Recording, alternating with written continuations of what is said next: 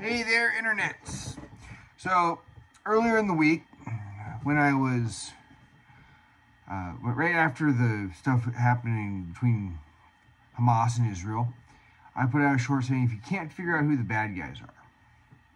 Well, pretty obvious who the bad guys are with that stuff. You know, who targets children versus targeting a weapon system that's in a schoolyard, placed there by other people. That's pretty obvious. Who tries to continually attack somebody who says, we'll give you your two-state solution because Israel has.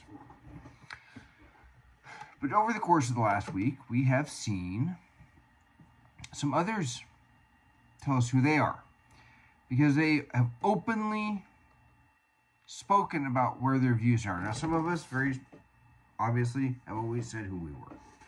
And we are saying we're standing with Israel and so on. But some have sat there saying we're not bigoted, we're not against certain kinds of people. And then they say, we stand with Palestine. They cheer what Hamas did. They excuse it. BLM is one of those groups. I want to know if the ADL, Anti-Defamation League, is now going to call the Black Lives Matter movement to be purveyors of hate because they have cheered violent action.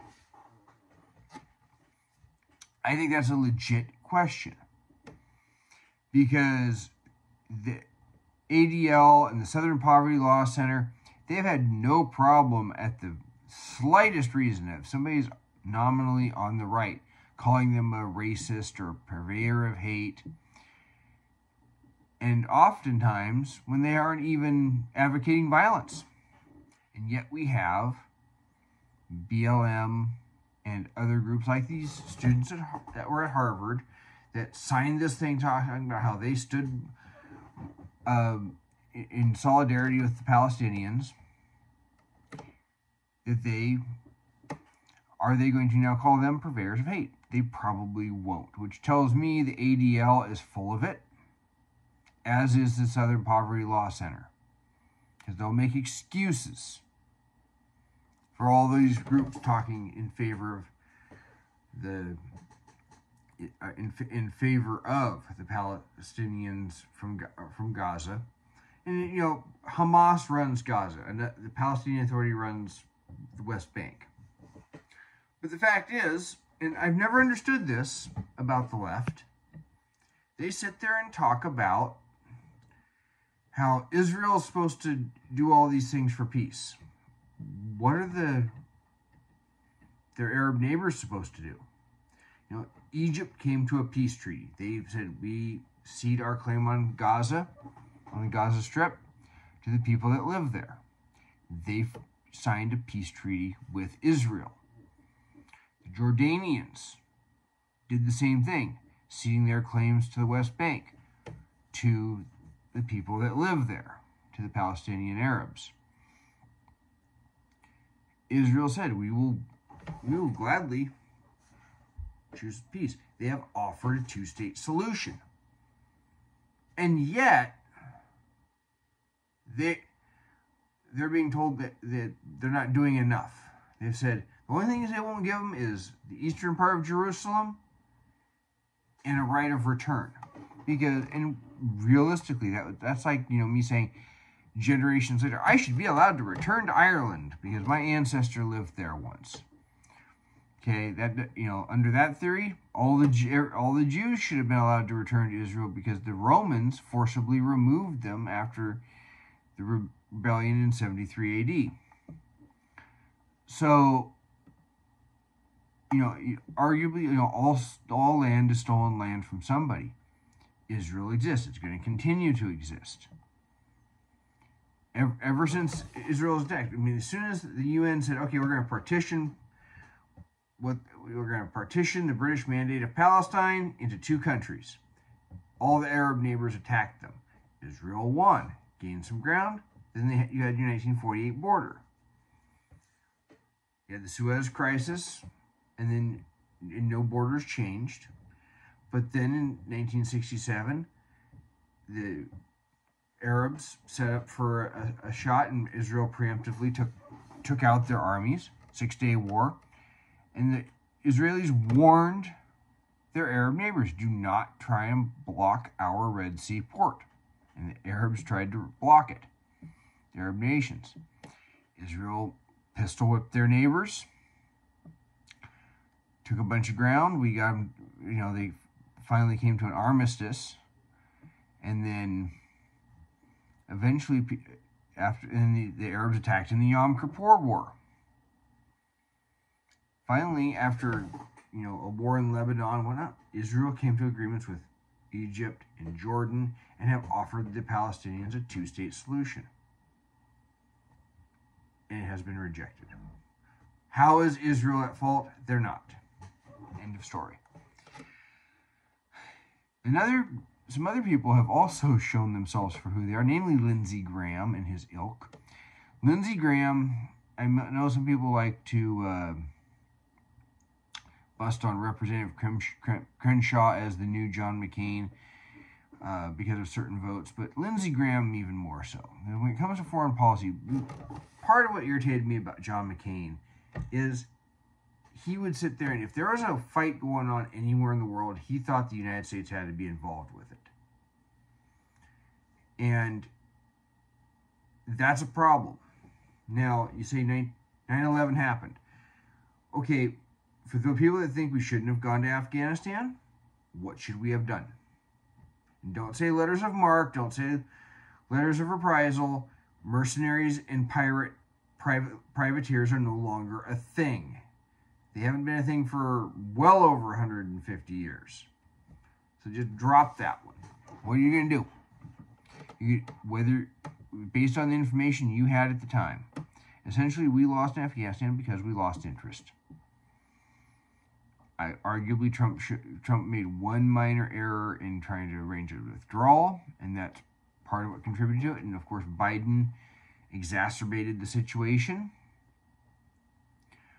But the stomach for conflict was not there, for staying for another 3 generations, to where the people in charge of Afghanistan would actually be such that they would want to keep things the way they are. There's too many people that could remember, hey, we remember the Taliban being in charge. Iraq, you could argue whether we should have gone or not. In hindsight, probably not. But we went. End of story. We at least perceived a national interest. But what was the perception for a national interest in Libya? Nobody could tell me. They didn't even know who they were helping. So what was the consequences? We replaced a bad guy with chaos, effectively. That's what they ended up with in Libya. It's still divided. And this is where people, the neocons, the hate America left, the non-interventionists. The non-interventionists in that case actually had it right with Libya. Don't get involved. We have no interest there. And, as far as being students of history, people forget. We helped put Fidel Castro in power, replaced a bad guy with an even worse guy. So, Ukraine, I've said it before, it's irresponsible for us to do anything more than hand Ukraine weapons. Ukrainians got to fight it out till they're done, till they're willing to go to the peace table with Russia, or Russia's willing to come to the peace table with them or withdraw from Ukraine. Fine. And it's actually kind of good for our military industrial base, because maybe we'll get them to actually build this up. Because I was reading an article from Political, and I'm not linking. Well, I got it here. I'll link it in the description below. I still have it on my computer. And it's a long read, so I'm not going to read from it. But dude, it's talking about we don't have the industrial capacity. And right when Ukraine happened, I said, at the speed modern war moves at, whoever has the biggest stockpile of stuff in advance ultimately is going to win.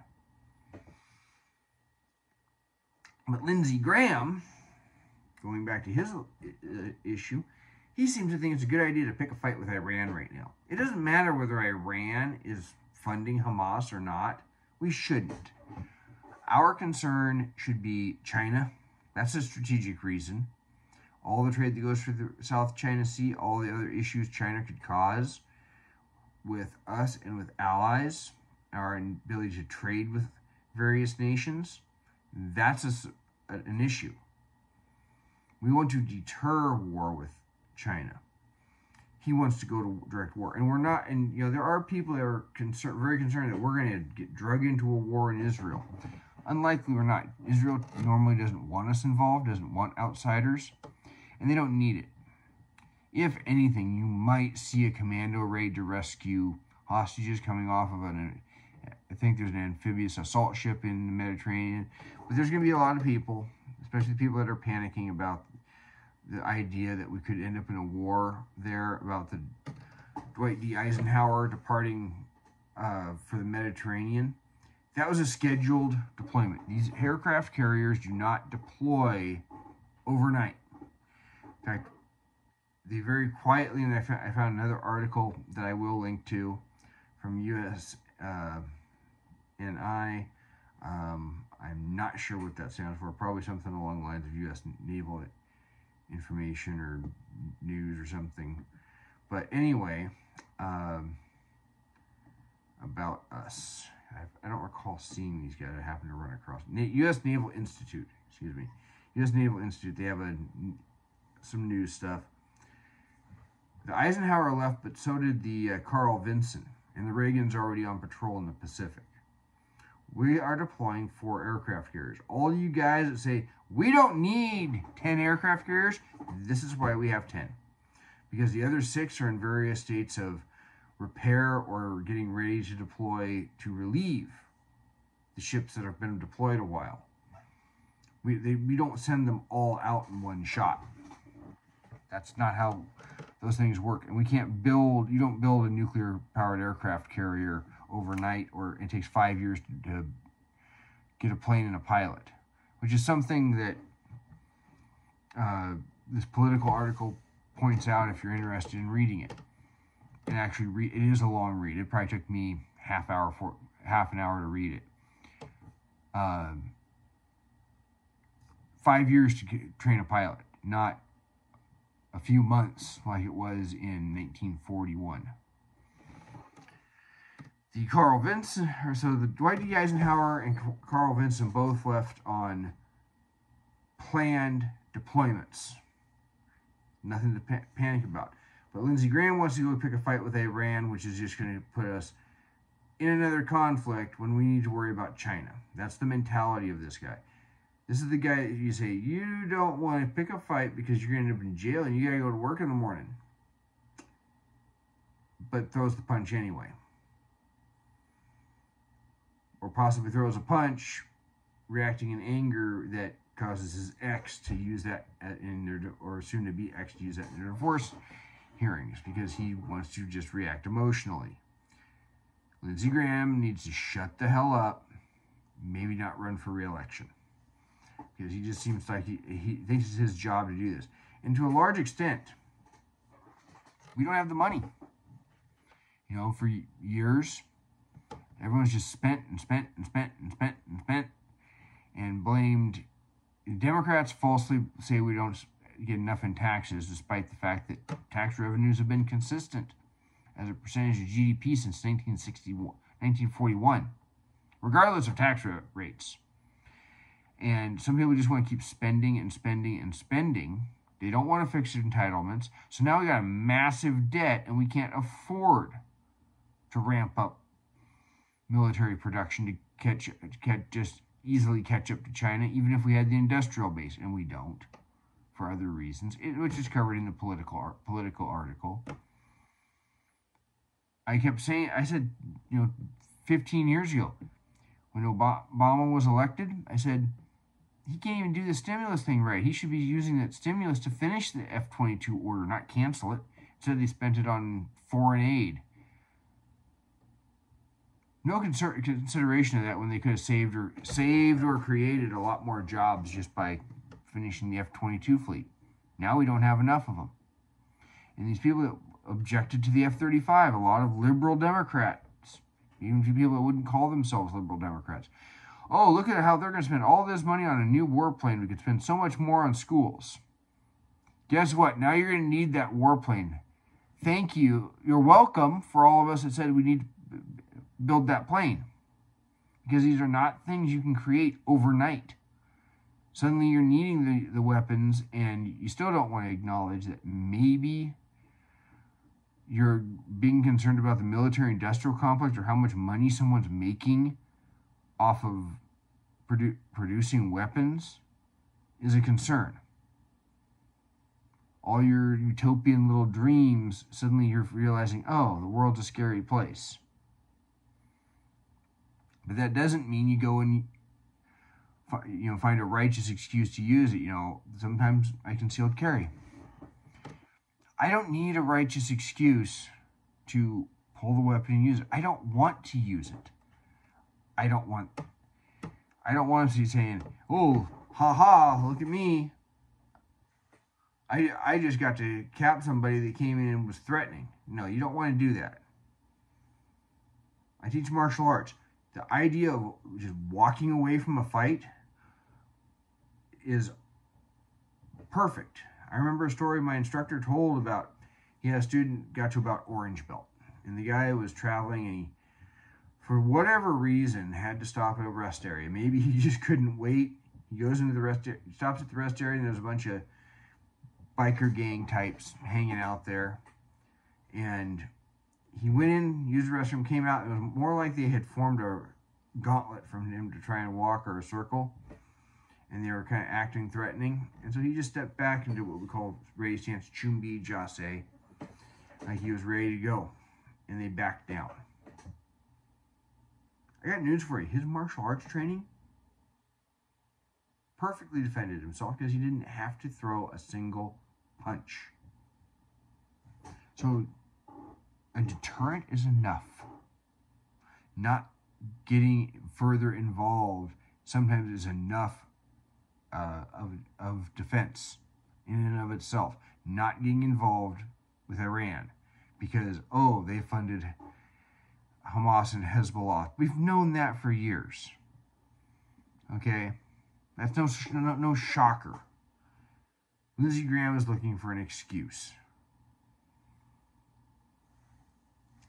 So, there's a lot of people revealing themselves. You got some neocons revealing themselves to be idiots in this instance. I mean, I will grant they understand that Hamas does not share their values, which most of these leftists don't. You see this LGBTQ for Palestine. Yeah, that's like saying, trees for chainsaws. And when you see people saying that they're Jews for Palestine, I'm like, that sounds like capos for the losers in World War II. These people do not share your values, my values, because even neocons don't want to target civilians because they think that their values are such that the civilians will want to set up a democratic republic and be like us. But they don't want to target civilians. Hamas targets civilians. So yeah, there's a lot of people showing who they really are. I'm totally glad and perfectly happy that these leftists have their free speech. No, don't punish them. Let them speak because they're telling us who they are.